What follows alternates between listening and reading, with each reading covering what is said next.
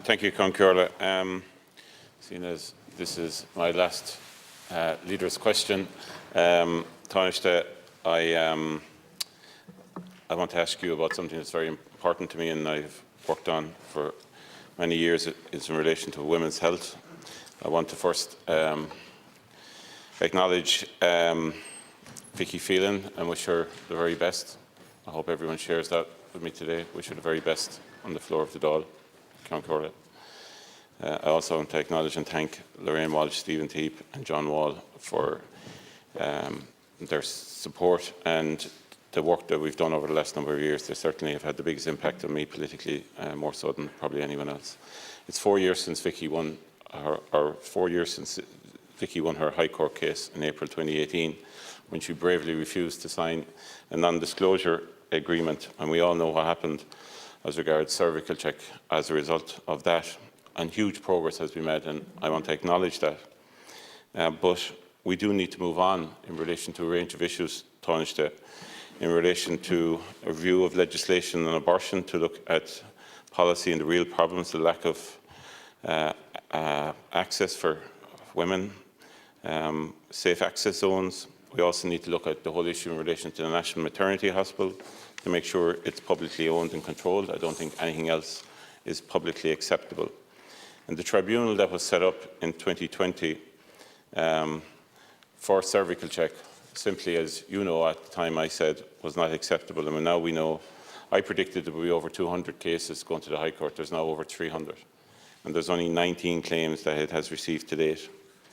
And for me, the concerns were never addressed, and it's never too late, Taoiseach, to do the right thing. I still think that this is shameful and wrong, and it should be re-looked at. But most of all, Taoiseach, we have the final progress report of Dr. Scally in relation to the recommendations from his scope and inquiry into cervical check screening programme. There are 4 outstanding actions. I would ask you the status of those. But the issue that really concerns me is the patient safety bill. You have a history in this yourself, to be fair. It's published in December 2019. It was debated in the Dáil, but it's been stuck at committee stage ever since. Colleagues, we need to get this over the line. We need to get this over the line because it would provide for mandatory open disclosure and ensure patients' voices are heard. This is about ensuring that people have a right, an absolute right, to know information about their healthcare. That hospitals or screening providers or doctors don't keep information from people. This is going on way too long.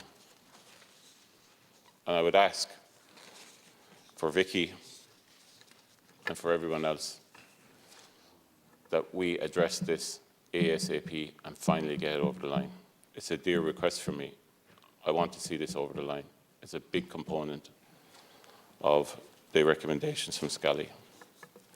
So, Taoiseach, I want to ask you, will you ensure the National Maternity Hospital is publicly owned and controlled? Will you give us a status report on the remaining recommendations from Scally? But most of all, will you give an update to the House? And this is the most important thing, that the patient safety bill will be enacted and put into law very quickly. Thank you. Thank you, Deputy. Taoiseach, please. Thanks very much, Deputy, and just wanted to take this opportunity really to pay tribute to the role that you've played in the last couple of years, both as party leader of the Labour Party, but as a minister in the last government. And I know some people will say that the Labour Party has struggled to overcome its period in government, but you have a lot to be proud of, quite frankly, when it comes to the period in government during 2011 to 2016, which was a very difficult time. And in the early part of that government, as you'll recall, I was your senior minister in the Department of Transport, Tourism and Sport, and you were the Minister of State there. And while we didn't always agree, I think we did get on, and we managed to get a lot of things done. And I particularly remember integrated ticketing, as we called it at the time, what we now call it the Leap Card. And that had gone on for years and years and years, and it was one of the projects that you were given responsibility for. You really banged heads together. Sometimes being a bit brash isn't necessarily a bad thing in politics. Required weekly meetings, and that got done. It got done within months.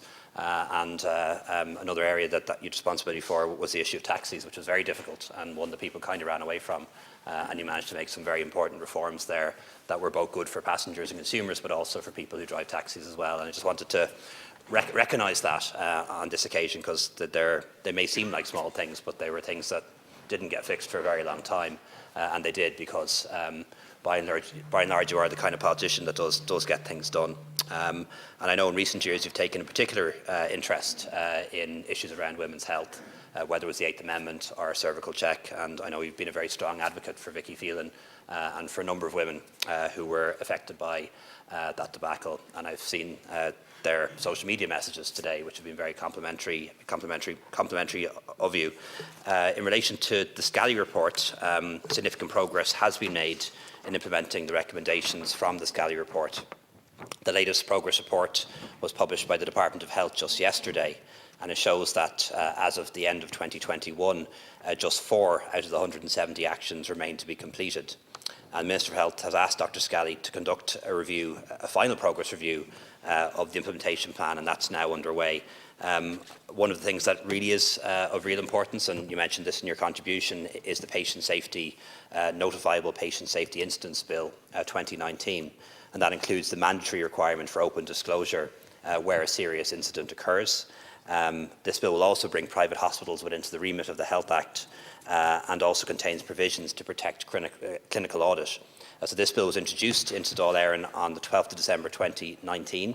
It has passed second stage. It now needs to go to committee stage, and I'm informed that it could go to committee stage as early as next week, but certainly in the next couple of weeks. Thank you, Taoiseach. Deputy Kelly. Thank you, Taoiseach, and thank you for your kind words. I appreciate them. For me, Taoiseach, this bill is critically important, and I'm delighted to hear it will go to committee next week. The right of citizens to have access to their information and for nothing to be hidden from them is absolutely critical. It is the be-all and end-all of everything that came out of Scally. And I absolutely feel that in honour of Vicky Phelan and a lot of other people, Ruth Morrissey, who I think was treated very badly by this state, that we need to ensure that this bill is completed this term. So my final question to you is, will you make a commitment, if at all possible, working with all of us on the opposite sides of the House, that the patient safety bill will actually be brought into law before the summer? Thank you. Thank you, Deputy Kelly. Taoiseach. Thanks, Deputy. Actually, just in the last few moments, the Minister for Health's office has confirmed to me that the bill will be in committee stage next week. So that does allow us to make progress. There were some changes that the Minister wants to make. Some of them follow on from the examination that Dr Gabriel Scally did in relation to this matter and the civil liability amendment situation, and some input from members of the 221 group. So the plan is for it to go to committee next week. Obviously, it's not entirely under control of the government as to how long that process takes, but it has been delayed a bit too long, and I think we should all endeavour to get that legislation acted no later than the end of this year.